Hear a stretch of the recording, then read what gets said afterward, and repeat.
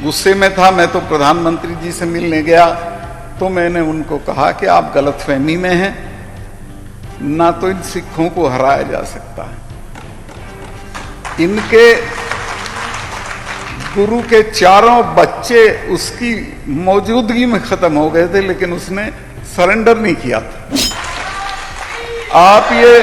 आप ये सोचते हो कि ऐसे ही चले जाएंगे, इनको कुछ ले दे के भेज दो और दो काम मत करना। एक तो इन पे बल प्रयोग मत करना, दूसरे इनको खाली हाथ मत भेजना, चूंकि भूलते भी नहीं है, 300 साल तक नहीं भूलते हैं। मिसेस गांधी ने जब अकाल तख्त तोड़ा तो उसके बाद उसने अपने फार्म हाउस पे महामृत्युंजय का यज्ञ करवाया। मुझे अरुण नेहरू मेरे अच्छे दोस्त थे, उन्होंने बताया कि सतपाल भाई, मैंने कहा कि फूफी तुम तो ये मानती नहीं थी, ये क्यों कर रही हो? तो उसने कहा तुझे पता नहीं है, ये जो अकाल तख्त तोड़ा है जिनका, ये तो 600 साल भी नहीं भूलते। मैं श्योर हूं कि ये मुझे मारेंगे। मैंने इंदिरा जी को ये इल्हाम था कि मारेंगे और उन्होंने मारा।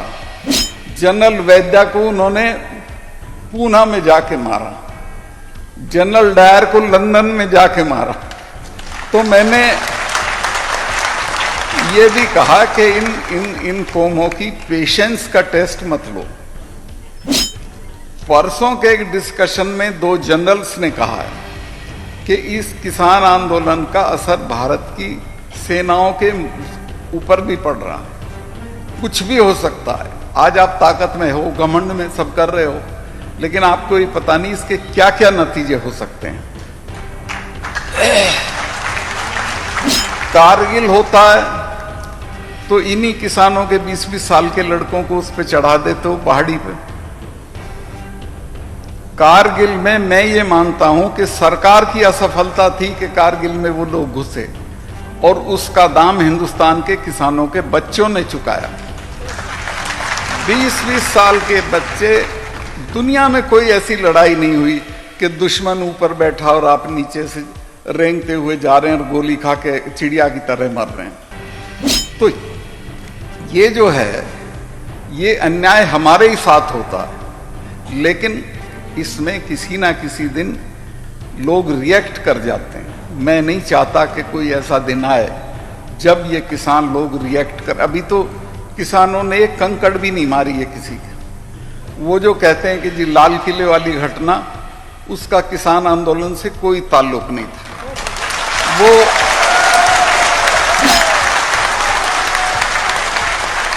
और मैं किसान आंदोलन का नेता होता तो मैं उसे भी जस्टिफाई करता। किसान लाल किले पे झंडा फहराने का अधिकार सिर्फ प्रधानमंत्री को है, लेकिन उसके बाद अगर किसी को है तो आप जानते होंगे कि आपके तो गीतों में, बातों में, किस्सों में लाल किला ले लिया, लाल किला लेंगे, यही आता है ना।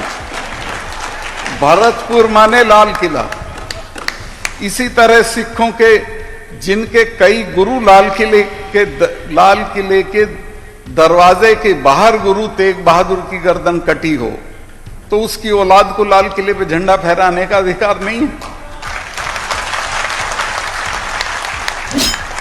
और आप जितना भी लोकगीत हैं, कहानी है, किस्से हैं, उसमें सिखों और जाटों का एक ही रहता है, लाल किले पे जाना है। जब शुरू से, और हमारे इमेजिनेशन का हिस्सा रहा है, हमारे इतिहास का हिस्सा रहा, इसी तरह सिखों के इतिहास का हिस्सा रहा। प्रधानमंत्री के अलावा अगर किसी को अधिकार है उस पर झंडा फहराने का, तो वो हमें है। उसमें मुझे कोई शर्मिंदगी का एहसास नहीं होता अगर हमारा कोई लड़का लाल किले पे झंडा फहराया है। उस जगह तो नहीं फहराया जहां प्राइम मिनिस्टर ने फहराया था। एक तरफ एक खंबा था, उस पे टांग दिया था उन्होंने, और तुमने ऐसा बना दिया कि जैसे बड़ा खतरनाक काम हो गया, देशद्रोह का काम हो गया। ये सब मत करो।